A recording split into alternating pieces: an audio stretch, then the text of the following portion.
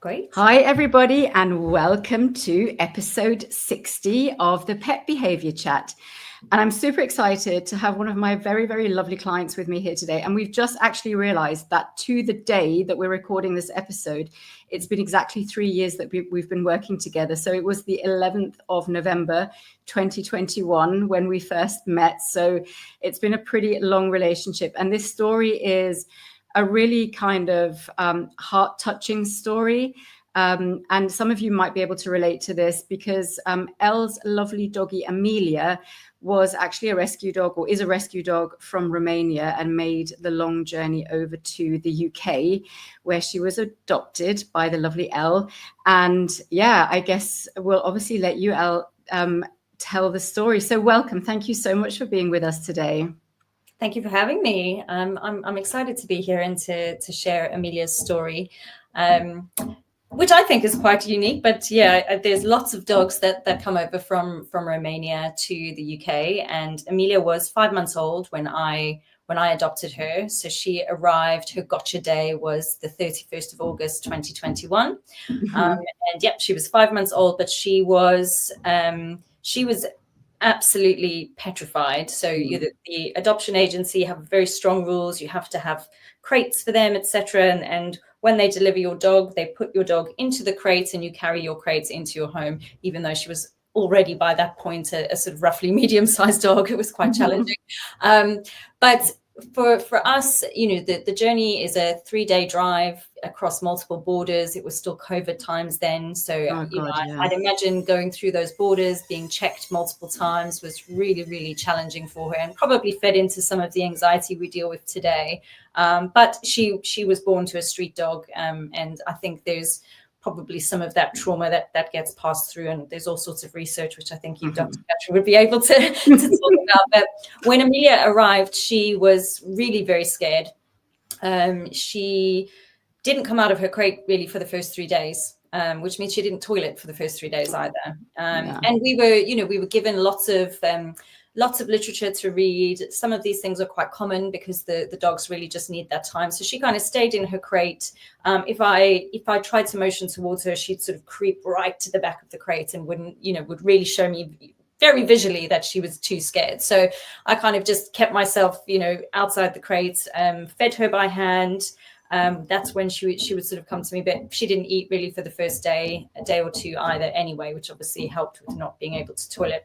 Eventually she kind of came out the crate, and I had puppy pads all over the place, and she would toilet. But it was very, very clear to me that it was going to be a long journey with her. And after the first week, I managed to get her out into my back garden to start sort of going to the toilet, have a few sniffs, etc.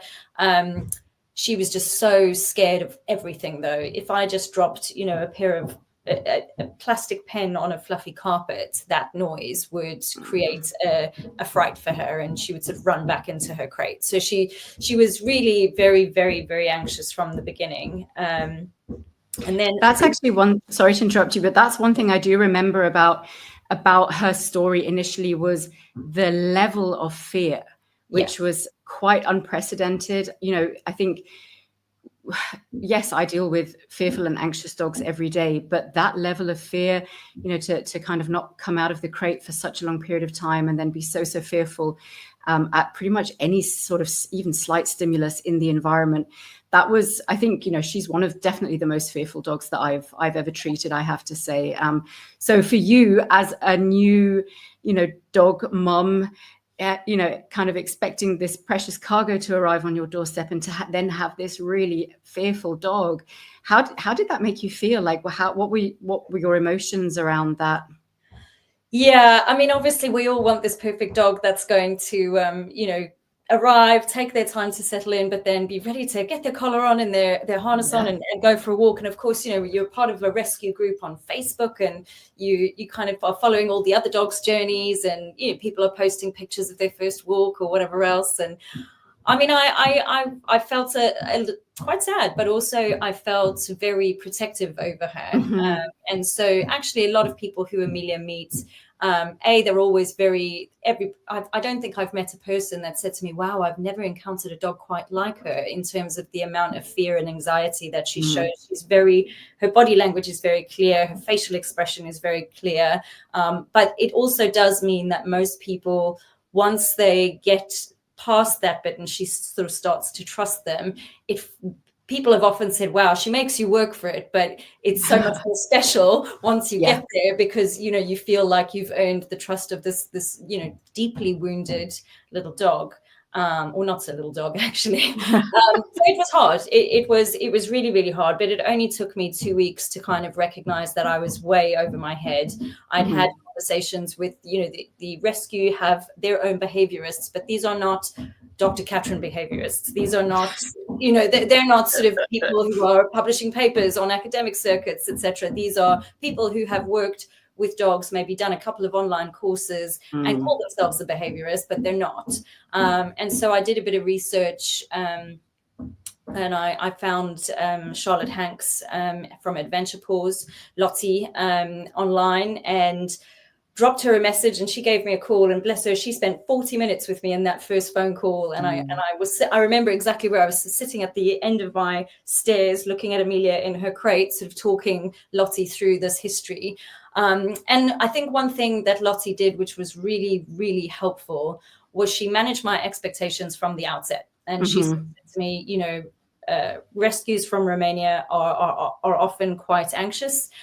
You have to be okay with the fact that your dog might be a dog that will never leave the house or will never want to go on walks or whatever. And you have to be okay with figuring out different ways to make it work. So whether that is, having a cleaner around that kind of is keeping her company, etc. So there was, she had like lots of recommendations, and we had a first session very, very quickly. It would have been within the first 3 weeks of me owning Amelia, and I think Lottie sort of said, "Wow." And I remember her saying it very clearly, because it's also one of the reasons why I enjoyed working with her and still enjoy working with her. She sort of said, this is beyond my expertise. You definitely need to be working with a veterinary behaviorist and someone who can also prescribe medication for Amelia, because I think that's going to be the only thing that's going to help her. And honestly, at that point, I was open to anything. I think I'd had Amelia for around 4 weeks, and it was very, very, very difficult. And I certainly there were plenty of times in that first 6 months, honestly, where I thought, I might have to surrender her, because I can't, and I'd even spoken to the rescue and said, this is really challenging. I'm really struggling. So there were a lot of tears. There was a lot of, having to kind of have conversations with yourself about what you're capable with and obviously surrender is the worst possible outcome for a rescue. Well, for any dog, whether it's a pup you've got from a breeder or if it's a rescue, but more so rescues, because they've already been so failed before. And so, yes, there was a lot of soul searching, but it was challenging. But obviously, then we were introduced, and we had our first sessions, and I definitely felt after those sessions a little bit more confident, having someone in my corner who said, "Hey, there could be solutions here. We've got to try medication. We've got to give it some time." And obviously the training with Lottie also really helped, because that helps build that bond. But it took a very long time to build the bond with Amelia. But yeah, it was hard for sure in the beginning. Yeah. So, and yes, absolutely. I absolutely want to speak to that, in that it can be so challenging in those first months. And like you say, that soul searching and kind of, trying to figure out, is this actually going to be the life for me? Is she going to fit into my life? What am I going to have to sacrifice in order to, be able to take care of this dog and meet her emotional needs? So hats off to you. You've done such a great job with her. When do you think then things started looking up a little bit? When were your first sort of big breakthroughs? What were the first things that you were then able to do with her, where you saw a bit of a light at the end of the tunnel? Yeah, so definitely after our first session, I sort of obviously immediately got her onto fluoxetine, and so she had started, and we were talking about this just before we started recording. She started on the 11th of November, and I remember very clearly where I started to sort of, it probably was within around, I would say probably about 3 weeks, where I started to see, okay, we could get her outside more easily to go to the toilet. For the first 9 months that I had her, we had plenty of accidents in the house. And that wasn't due to lack of training. It was just that Amelia was so anxious and constantly in this like heightened state of fear that she couldn't actually respond to training, and she couldn't actually let me know what she needed. And so we had puppy pads in the house. I had puppy pads in the house for the longest time. She started to build a relationship with my cousin's young kids, which really, really helped build her confidence. Initially, when she first met them, she sort of would run and hide in her crate. And, they for the ages that they were, I mean, at the time, they're 8 and 11, they really understood, hey guys, she's really not the kind of dog that, she's not like the normal dogs you've had experiences with. And they kind of understood. And through that, building those relationships with the kids started to build up some of her confidence. But at the same time, she was building up on her medication. So she takes Zilkine. At the time, it was a much lower dose. It was only 250 milligrams a day. And then fluoxetine of 20 milligrams a day.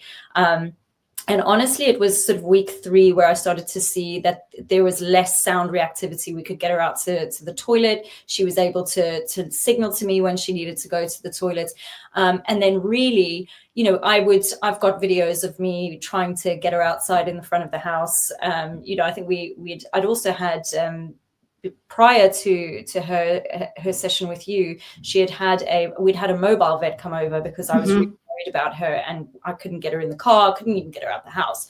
So we had a mobile vet come over, and he had prescribed some diazepam and sort of said, if you want to try and get her for a walk, maybe just give her a diazepam, get her a little bit drunk on diazepam, he said, and then try and get her on a walk then. And I have some video footage of that, where she kind of for the first time came out of the house and started sniffing in the sort of front porch. But exactly 6 weeks after being on fluoxetine was when I actually was able to get her out the front door and on her first walk, only up to the end of the road.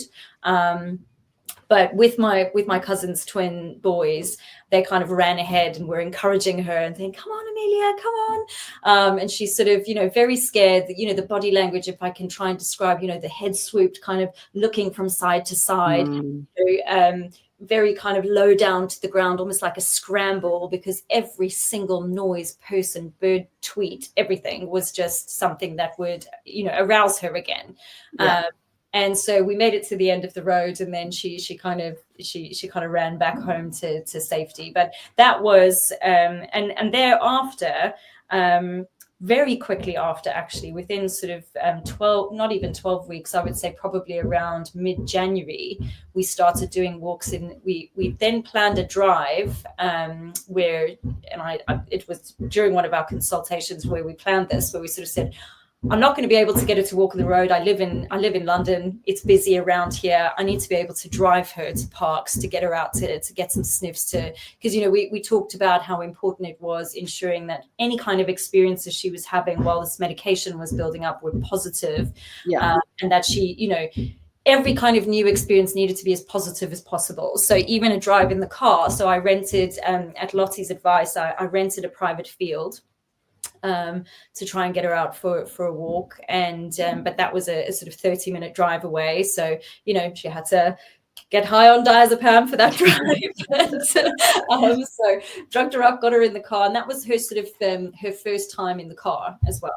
And my partner at the time was there, and they had a very, very close bond. And in the car with me, we drove on, and we got out to the field, and I had to carry her out of the car because she was not brave enough to get out of the car. But then once we got there, I sort of put her in the field. And I should really share all of these videos with you. I've got footage of her, sniffing around, running, and she was still scared, even though she was medicated, she was still scared. But she kind of, she suddenly realized, oh wait, there's lots of sniffs out here. There's in a very, very quiet park, not park. It was literally just a big field that's enclosed specifically for dog training, and that really that sort of was the springboard for going to walks. Because then after that drive, she really very quickly, she's a very, very smart dog. If she's not anxious, she's just so smart. She can learn really, really quickly. But very quickly after that, she starts to associate the car with a good time. Because the car, like, okay, I don't particularly like the car, but I'm going to cope with the car because it means I'm going to go and do something fun. And I think also her FOMO, like, feeds into that even more. She would rather get in the car, which she doesn't particularly enjoy, than be left at home with me, and so that was something that was really good as well. So yeah, I have to say, I think Amelia's been one of the dogs that has responded the most amazingly and most textbook-like to fluoxetine. I mean, it's just kind of the difference from when she first arrived with you. And I know, obviously there was familiarization with you and you guys bonded and she got more confident in her environment. But that change, almost like you said, to the 6-week mark, that was the first time you could take her out. And the big improvements that she continued to make thereafter. I think, she's one of those definite poster childs for fluoxetine being actually a really, really great medication if you're a very, very anxious dog. And also hats off to the vet that came, your mobile vet that came, that actually gave her the diazepam, because I think that was probably one of the first times that she actually experienced any kind of relief from that level of anxiety that she was feeling. And we know that benzodiazepines like diazepam, they're fast working. They are excellent for that high level of fear and stress. So he did a really great job as well, actually, in getting you prepped, right? Getting you to the point where you could actually then sort of embark on this further journey of then adding a baseline medication. And also the Zylkene for her, that, I mean, we've talked about it so often. So Zylkene is a supplement, which, may or may not work. It works really great for some dogs and not very well at all for other dogs. And Amelia is just one of those dogs that we really notice the difference, don't we? If we take her off Zylkene, and you've now started using the new Zylkene Plus, which is even better. I can't use anything else, because I do notice the difference between just regular 450 milligrams Zylkene to Zylkene Plus. The Plus, it's really great. I mean, obviously there's the price difference, but it's kind of worth it if you have a dog. Well, if you have a dog like mine who's, still incredibly sound reactive and quite fearful of most things. She definitely has. And one thing that's stuck with me, I think, from one of our very first sessions after you were able to assess her, and obviously you're in Abu Dhabi and I'm based here in the UK, and everything was via Zoom. And but at that time, our first session, she used to kind of live right behind my desk in my office. She doesn't anymore. She now roams around the house and lies wherever she fancies for that moment. So I don't quite have the same colleague. But it was easier for you to kind of see her and talk and understand. But through sharing a lot of the things I'd noted through her body language and just how she reacts in certain situations, I think what struck me was her first diagnosis from you was that she was depressed. She was depressed, and that anxiety and depression kind of go hand in hand. I mean, she had no motivation to do anything. She just wanted to stay at home and lie in a ball and sleep. And if there were noises, then she'd obviously shake and shiver and whatever else. But, it was really quite sad. So when the medication started to work and I started to see that it was literally like a different dog, the transformation was insane. And, now I have videos of her, when she was still able to go off leave, she would run and zoom, and it's just a happy, smiling dog. And she still is, she's now, we've had a few additional hiccups along the way, but she's getting back there, which is really good. Yeah, no, that's amazing. And I think I think she was very, very shut down when she first came to you. That's that kind of depression that you describe. Yeah. She went into her little shell, and she was very much in. So if we talk about fight and flight, for her, it was definitely flight. She would always flee from things, shut herself away from things, and kind of just shut down. And I see that a lot in very, very, very anxious dogs. And it's only then when they start to when that anxiety reduces, that they start to actually sometimes even become a little bit, show other behaviors. Like some dogs will start barking or will start to communicate, which then is almost surprising, to people. I didn't hear Amelia's bark, to your point. Sorry to interrupt. Yeah.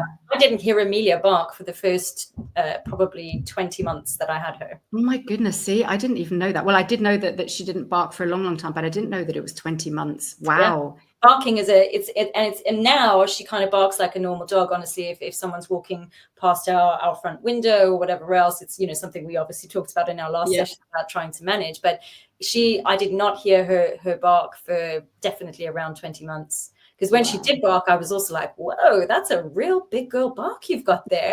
And it always sounded like a big boy bark. Like she's got a real deep, like, roof bark. Yeah. And I didn't expect it. But yeah, she didn't bark. There's so many more behaviors that she's sort of starting to display now that I know it's because she's becoming more and more of herself as that anxiety starts to lift. She's a little bit more confident. Play is also something that, really only in the last 18 months has become a big thing for us because she was not very playful. She just wanted to sleep and be left alone. She's not a very cuddly dog. Well, she's more cuddly now as well. There's lots of things that are changing as she becomes more comfortable. Yeah, definitely. I remember I think you sent me either a video or a picture at our last session where she's got her little head resting on your leg on the sofa. So I can definitely see, her kind of her comfort levels. And with that, you see the goofy side of them and you see them being a little bit more silly and playful, like you said. So all those things are so lovely to see. Yeah. One thing that I did want to talk to you about, though, because I think this is something that we commonly see with dogs. And in fact, I actually just before our recording today, I just saw a patient who was also a rescue dog from a puppy farm and found it really difficult to bond initially with his new owners. But then once bonded, it was almost like it was then a hyper-attachment type sort of situation. And I think the same thing happened with Amelia as well, right? That she got a little bit of separation anxiety or separation-related behaviors once she had found that safety and security in you. And that was something that we had to manage at the beginning as well.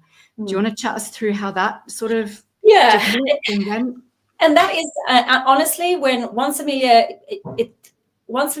has let you into her little inner circle, you're in, and she falls hard. So she forms attachments once she's formed them, once she has that trust, she forms attachments very quickly. So I don't really ever leave Amelia alone. Really for anything longer than half an hour. And so that's been something that I've had to manage as, obviously COVID waned and people had to go back to the office and whatever else. So I have sort of a roster of around 3 dog sitters that Amelia has when I'm in the office for my 3 days a week. But, it did get to a point where I was able to leave her alone for up to 2 hours. Initially, in the beginning, if I even walked out of my front door for a minute, and I had a puppy cam that would watch her, she would howl, she would pace, she would run around crying, she would scratch at the front door trying to run after me. And obviously that's quite difficult to watch as a dog mom. So I would kind of just run back. And so it was, it got quite difficult. So the longer I had her on medication, the easier that became to manage. And there were lots of things that we were lots of different methods to try and, manage the separation behavior. But I think it just depends on her mood and how comfortable she is on the day. And, like, for example, I would not, in this time of year in the UK, where people are letting off fireworks pretty much every single day for, every single evening for the next few nights, I wouldn't even dream of leaving her alone. But on a nice normal day, I'm definitely building back up to that sort of hour, 2 hours. I'd probably never leave her alone for anything longer than that. But she definitely got a lot better. And then we've had a couple of setbacks. But again, I would say the medication to manage that anxiety has definitely helped that. But yeah, it's the separation piece. Yes, for sure. I mean, even to this day, when I'm getting ready, she understands cues. Dogs really do understand like cues. Yeah. So if I zip my laptop into into its carry case and I put that in my handbag, she'll start squealing. Even though the dog sitter will be sitting right there on the sofa, she knows she's not going to be alone. She'll still cry a little bit. When I get home in the evening and her dog sitter says goodbye and her dog sitter leaves, she'll cry because is leaving. So she forms attachments and bonds really, really quickly to those. So it takes her a while to build it up. It takes her a while to sort of let you in and even, put a harness on her or whatever else. But once you're in, you're in. And so that kind of, so, and that separation piece she feels from all of them. One thing I've really started to notice though is that she definitely likes to be part of a bigger pack. So when it's just her, she's sort of one way, but then if I have my cousin and the kids round, her confidence is definitely much bigger. And if we go on walks where it's a group of us, again, it's that sort of sense of having a pack. So I might have to consider getting another dog, but who knows.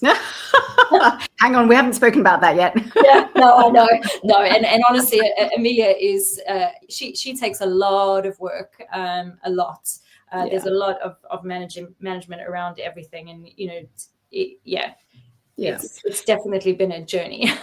Definitely. And I think a couple of really important things there, or interesting things as well. So it's interesting around that sort of pack mentality that she has, and what you mentioned earlier about the fact that she was likely born to a Romanian street dog. And we know that, dogs that are on the street or that roam in these kind of street groups, they're definitely accustomed to this group way of living, and they feel safe and secure in a group, and that kind of pack mentality. So that's really interesting to me when you just said that, because I also didn't know that she felt much more secure in a group. And that's interesting, and that likely goes back to her socialization period when she was living in Romania and all that sort of thing. So I think that's a really interesting piece, again, when we look at over a lifetime, and especially in those early sort of weeks and months, what influences a dog's behavior, which is super, super interesting. And I think the other thing that you just mentioned there about it being a journey, and you've mentioned a couple of little setbacks, which we can talk about in a second as well. But I think that's the thing that I think people need to realize when they have a dog, especially one that's as anxious as Amelia was in the beginning. Certainly, it's an ongoing thing. It's, she's never going to be cured. Yep. Absolutely. She is so much better. Her quality of life, I think it's always important to think about her quality of life, her welfare, your quality of life, your welfare. That's all part of it. But at the end of the day, that she's always going to be a special dog, and she's always going to need management and special consideration and pre-planning and all those sorts of things. And I think that's really important for people to understand when they first get a dog that has anxiety concerns. And I think that can be difficult sometimes. How do you feel you were able to sort of navigate that? And how have you made peace with the fact that she just always will be Amelia and will need a little bit of special attention? Yeah, I think Amelia has more therapists than I do, firstly. So she's got Lottie, her trainer. She's got Dr. Katrin, her veterinary behaviorist, and then we even have a sort of Reiki energy healer for her. These are things that I'm willing to try anything. So depending on one's appetite for how much you want to improve your pet's life.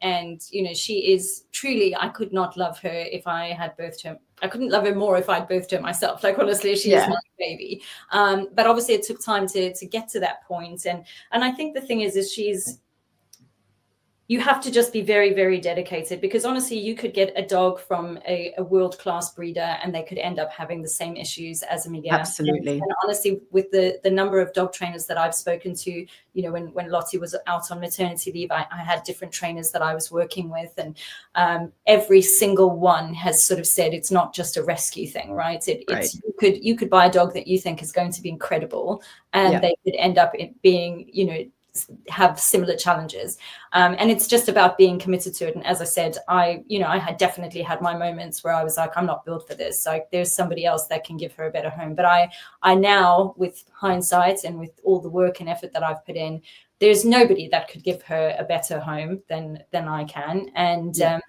and she's worth the effort. She really, really is. Even with setbacks, which were of my own making, even with setbacks that we've had, even when, there's suddenly a change in behavior and there's a new challenging behavior that we have to deal with, it's all worth it when you start to see her come out the other side, or when she's, zooming around and having a great time and her tongue's hanging out and she's goofy and whatever else. So that's kind of what I try and hold. And I'm not perfect, like any person, but that's kind of what I really try and hold on to when I'm having challenging moments with her. But the what she gives me back, I think, is also really, really awesome. She's a wonderful companion. She's very, very loyal. She's a very, very good girl. And yes, she might be super, super scared, and she might still today have, toilet accidents in the house when she's anxious or whatever else. But she's a really, really good, loyal, loving dog with like the heart of a teddy bear, really. So it's hard not to. She's like a little walking teddy bear that's just scared of everything. Yeah, no, I have to say she's been one of my most rewarding patients. I have to say, seeing her come, from where she was to where she is now, and obviously having a mum like you makes my life a lot easier. So yeah, she's definitely been one of the patients that is dearest to my heart, I have to say, just because of the start that she had in life and how really challenging she found those first few months of, being in a new environment and all that sort of thing. And, watching those videos of her zooming across the fields, being silly, is just heartwarming and very rewarding to be able to follow you on that journey, and, for me to be a companion for you on that journey as well. So she's definitely one of my faves, I have to say. Oh, that makes me happy. I'm biased. So I think on that note, though, we should probably talk about the little setbacks that you guys have had, because I think it's important to know, even if you do have a period of, massive improvements, things can then suddenly dip again due to whatever reasons. And I know we've had a couple of those in the last year or so. So maybe we can just briefly touch on those. And I think, tell me a little bit about how you sort of managed your way through those incidents and how you cope with that. She's just barking in the background. Actually, I'm not sure if you can hear her. I can hear her. Yeah. Okay, I'm just going to ask her to go for it. Yeah. Okay.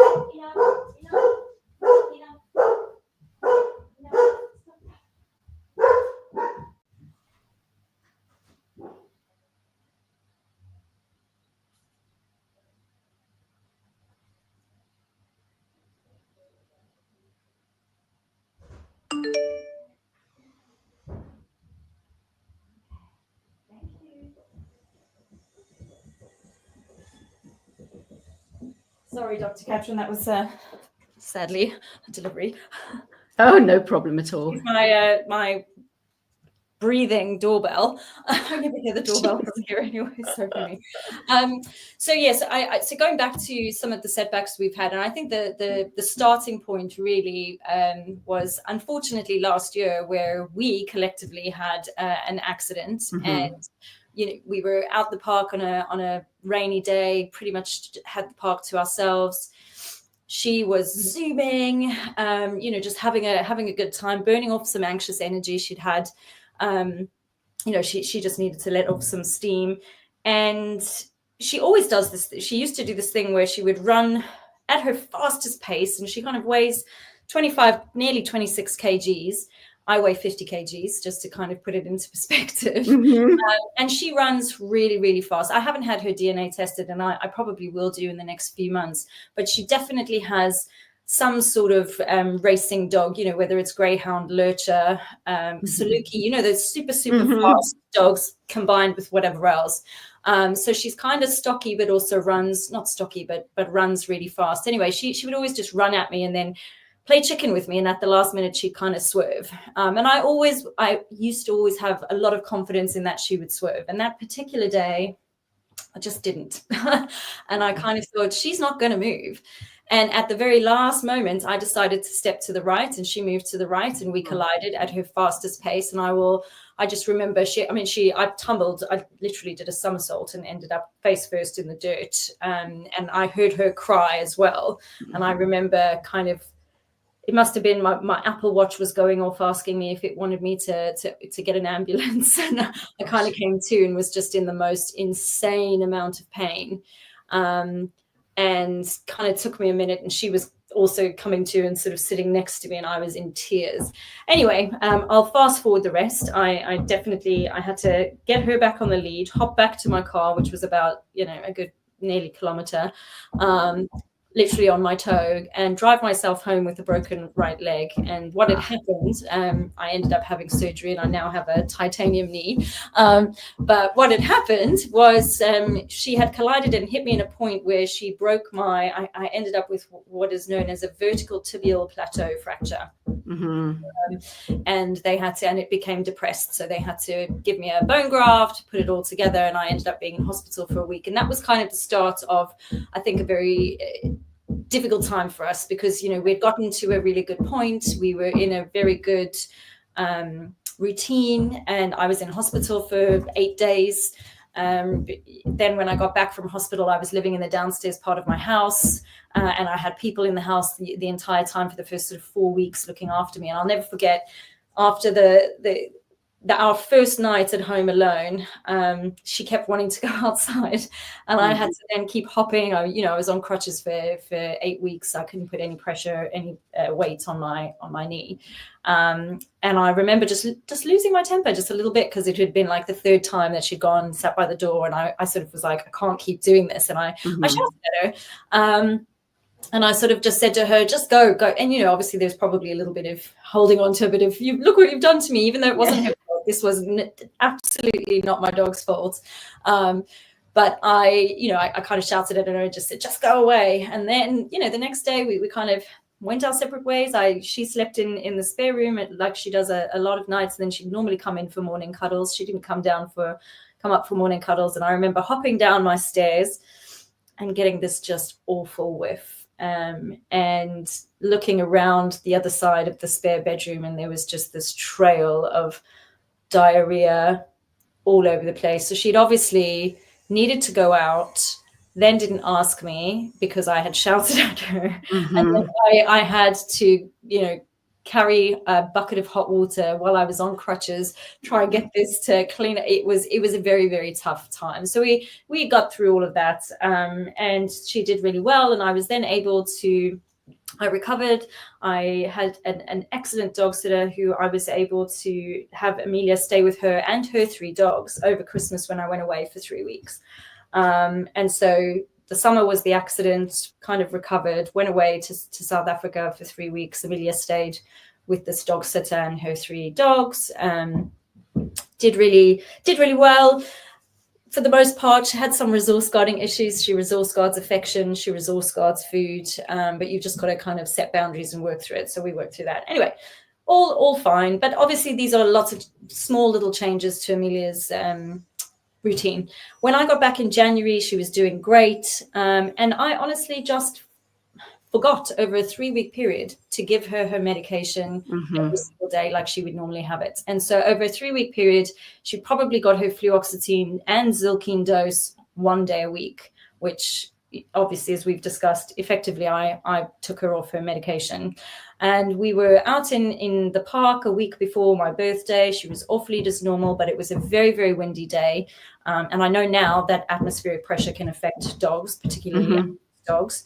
There was some building work going on, like sort of, construction work going on close to the park that we were in.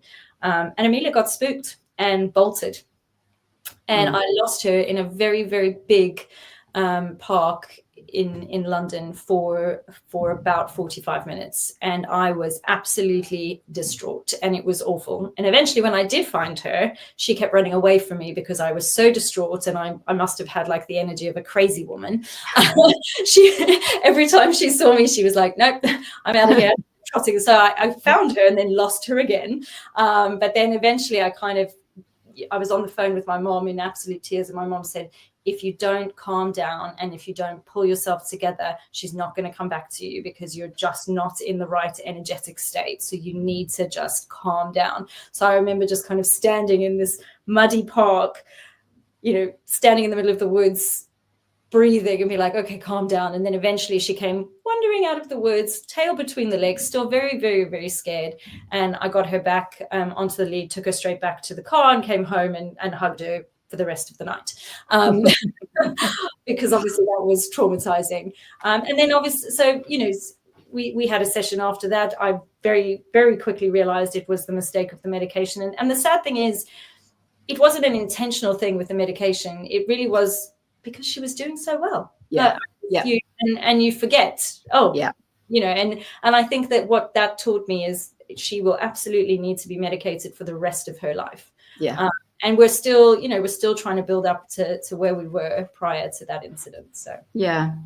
And I mean, thank you so much for sharing that vulnerable story, because there's quite a lot in there. I think also, for you from an emotional point of view, that the accident, the pain with the fractured leg and everything. But you're absolutely right. I think, and again, it goes back to a little bit what we were talking about earlier, that she is just a dog that will need to be managed for the entirety of her life, probably. And it's such a common thing, and I've seen it happen so many times, is that because they're doing so well, you're right, you just forget. And it's the same with us. If we're feeling great, we might forget to do our physio exercises because actually we're feeling great. And then all of a sudden, those things compound together. And I think, as we discussed, we've had a couple of sessions since your, the accident. I think it was just a compounding of things that came together, change in routine, you went away, all those things that happened.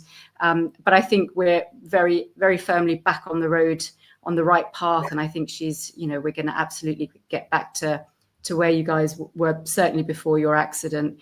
But yeah, and that's also just life sometimes. Yes. I think, we can try and protect from so many things, and we can try and manage so much. And then sometimes life just happens, things just happen, and we have to manage them and deal with them. And luckily you have a very strong support network around you in terms of helping also with, with Amelia and what's good for her. And and it just is what it is. And you guys are, back on a good path now. And I see absolutely no reason why, you shouldn't go from strength to strength from here on out. Yeah, I feel confident that we'll get back to where we were. I think it's also just mentally for me, there is that element of, what if I lose her again? So I think the next thing for me is definitely getting her a GPS tracker, so that if I do, at least I can get to her really easily. But for now, it's just keeping her on lead, keeping the walks shorter, because she definitely does, at the moment get a little bit more triggered. And so, we went from doing, those an hour to 90 minutes of walking a day to now, two long walks a week.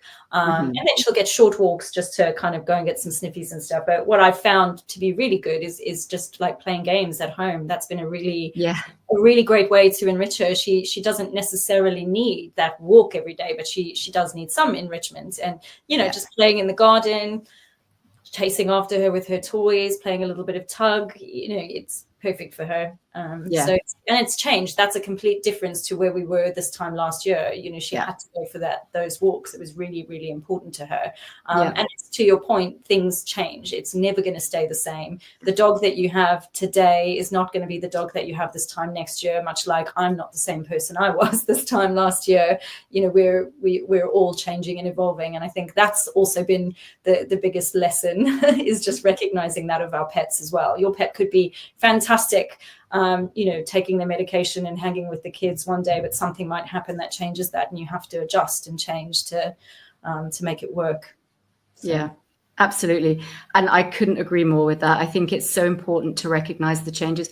Also, as our pets get older, or their physical health might change, right?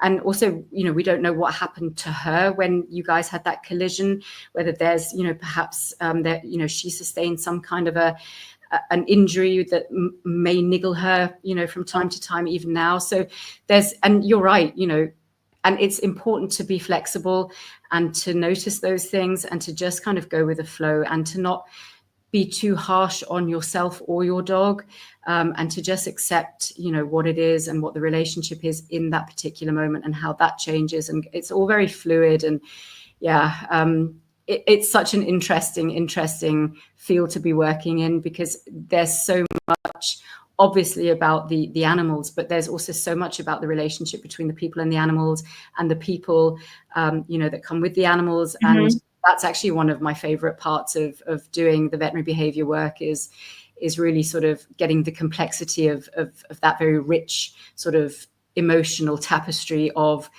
dog and human combined, which is just so beautiful. Yeah, well, I mean, effectively, we're both your patients, really. It's much like when I talk to Lottie about, some of the challenges that she might have. She sort of says, well, you're training the human and the dog. It's not just one-sided. So yeah, it's I can imagine that must be a very fascinating part to kind of see how it all works. And I see it even just with Amelia and the different relationships that I have with friends of mine that she's, developed certain bonds with, my partner's daughter, whenever if she hasn't seen her for a couple of weeks and then she sees her, she literally wets herself. She gets so excited. I have to now be prepared. She gets so excited that she'll have a little wee, but it's just that's clearly a favorite person for her. So there's just all of these things around the interpersonal relationships between dogs and people in your family and your wider circle and whatever else. It is really interesting. Yeah, no, absolutely. Amazing. So to finish us off, I have a couple of questions for you. The first question would be, what has it been like for you working with myself and not having met me face to face ever? We've only ever met through Zoom. We're in different parts of the world. How's that been for you in terms of having that working relationship? How have you found that to be? Well, I think I feel like in some ways, because of the distance, you have a fantastic team that kind of work hard to limit whatever challenges that might give. So, right, you've not had the opportunity to physically examine Amelia, but when I take her to my local vet, I can then share, reports, medical reports, etc., with you. I think though I feel like I kind of get more from you because of the distance. I have that great, I've got Ben on WhatsApp, and sometimes I'm better than other periods, but I'm able to share videos and photos, whatever else, of progress and updates. And I feel like it doesn't even really occur to me that and obviously we've not met in person before, but yeah, it's been great. We're always able to connect when we need to. If I need advice on anything, you and your team are always on hand. So it's been really, really easy. And honestly, I remember talking to Lottie about this, having someone with your credentials local in the UK, it would have taken just so long.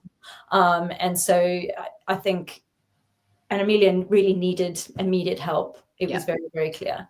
And so, but I definitely wouldn't work with anybody else. I also think what's great about working with you and your team is the absolute care for the animals in your care, and that true dedication to what's best for the pet. So I think. And also just having somebody that understands all of the different types of modern medications that can help our pets. Honestly, there's lots of people who sort of say, "Oh wow, your dog's on medication," and I'm like, "Yes, she is." And let me tell you, I can't have it any other way. But also just having that to rely on. Obviously, this is what you live and breathe. And this is what you spend your time, not only treating animals, but researching and learning more about, and just having that well of knowledge for when you have a challenging pet is invaluable. So whether it's virtual or not, I think there's just so many tools we have available today that can really, the only thing is that you haven't had the opportunity to meet my lovely girl in person. Yeah. And that's a shame. More for you. Yeah, absolutely. No, I completely agree with you there. But yeah, no, thank you for sharing that, because I think sometimes having that sort of virtual relationship is still perceived as a bit of a barrier, even though things are a lot better after COVID, because we're also much more used to, working in a virtual way, I guess. But I think what you're right, especially in the UK, there definitely aren't enough veterinary behaviorists, and the waiting lists are very, very long.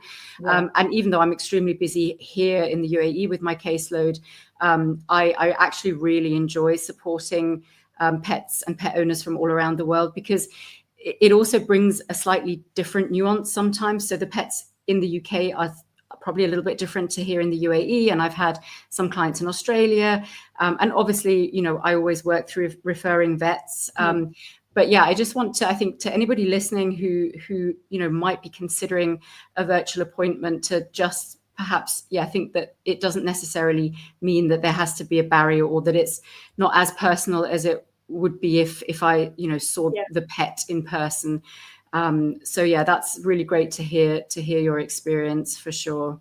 No, absolutely. I mean, and if anything, I do feel like you do get more, because, you know, before every session that I see, you will have obviously gone through all of the countless videos and whatever else that I've sent in our last session. You know, we have a look at previous sessions. So I feel like there's no drop in the quality of the treatment that Amelia has had, or the attention that we get as your patients at all. And I mean, anybody that's, I've definitely referred you to friends, but via Lottie or whichever else, to be able to get there. And I think, you know, it is interesting what you say about different countries. I was in Spain on holiday last week, and I was talking with my friend I was away with. We saw a lot of stray dogs, and we saw a lot of dogs that had owners, some severely underfed, some where I, you know, had a little bit of judgmental vibes of my own, where I was like, oh, I don't know that you should be doing that to that dog, because, you know, obviously I'm an expert, but I'm not. But it was just interesting culturally, how different people in different countries relate to their pets. And I think in the UK, probably more so than a lot of other countries, our pets are our children. They are, and I think it definitely differs from place to place that you visit. So yeah. Yeah, no, absolutely. And that almost negates the need for my final question, which was going to be, what would your advice be to anybody who's perhaps living with an anxious dog or a fearful dog that hasn't been able to get the support and the help that they need? What would your advice be to them? I think I know your answer, but well, I would say definitely, if you're in a position to get the help that you can definitely do, I would say you know, a veterinary behaviorist, a qualified veterinary behaviorist, not somebody who calls themselves a behaviorist because they've done a couple of online courses or whatever else. You know, speak to your vet, see if you can get a referral through your vet. If not, connect with good trainers.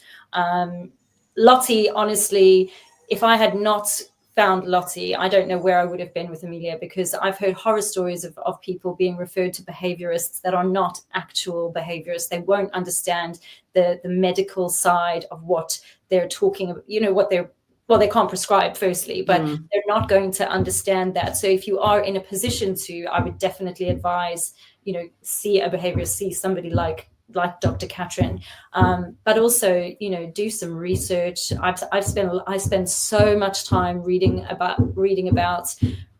dog body language, you know, how food can impact them, whatever else. There's so much more that we can do. And honestly, even on the days, if you are someone who's struggling with whether or not you can do it, you can do it. Just keep going.